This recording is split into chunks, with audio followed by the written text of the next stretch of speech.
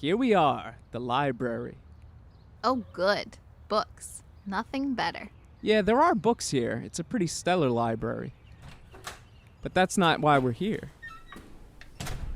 What other reason? Have you ever heard of the Folklife Center? I haven't. Oh, hey, it's Todd. Todd DeGarmo runs the Folklife Center. Hey, Todd, how's it going? This is Bea. She's a visiting friend I'm showing around. Good to see you, Wyatt. Bea, it's nice to meet you.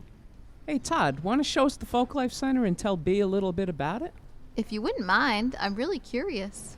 Sure, follow me. We used to keep the Holden collection here in the Holden room. We brought in a consultant from RPI. He said, you need to take care of your collections better.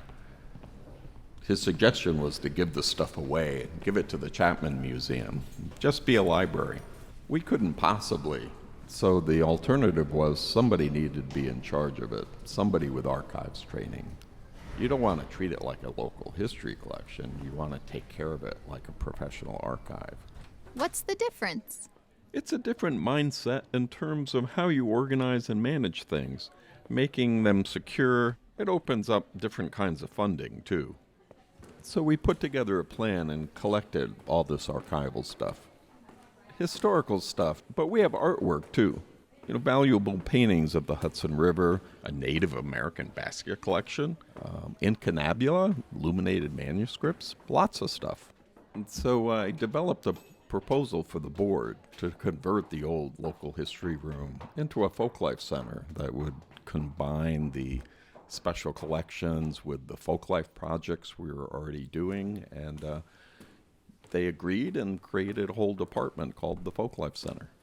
We started hosting music out in the park in about 2004. We were using the bandstand, and it was on Tuesday nights, and you'd get 600-800 people showing up with picnic baskets. It was a really fun project. It was kind of roots music, folk music. We would try to get international groups. It was good. We did these concerts for at least 10 years, and then the building had to be built, and so the park was shut down. By the time we came back, lots of people were doing outside concerts in the summer, so we thought, let's do fall and spring series, and it's been successful. Whoa, and what's out here? This is the Folklife Gallery. We have exhibits in here. We swap them out every 6 months or so. We try to do a mix of history and living cultural heritage. It's a big draw. We like to have exhibits that showcase the history and culture of the region. We're not trying to be old school, though. Folk is more contemporary. It's what people are doing today. And here we are now in the research room. This is where we keep our archives and special collections. All kinds of things for research, but also things that support our own research and what we put out in the gallery and what we write articles about. We have a pretty good music collection, too. We buy from the people we host in our concerts. People donate their own personal collections. I've watched some videos from one of your concerts online. Oh, yeah? Oh, that's great. We started that channel a few years ago. We have a lot of concerts up there, probably hundreds. We also, though, have started putting up storytelling from a series called Do Tell. We have mini documentation series, one called Bat and Kill Inspired, another one called Lake George on the Water. It's a really good venue for us.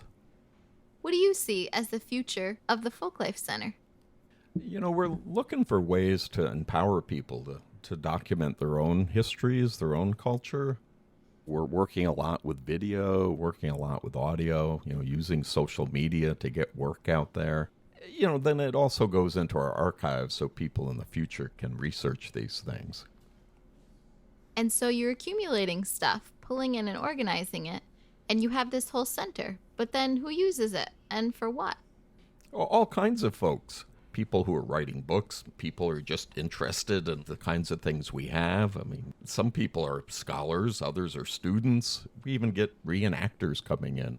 When we collect, we're always thinking of the user. Like, is it something that'll gather dust, or will people use it?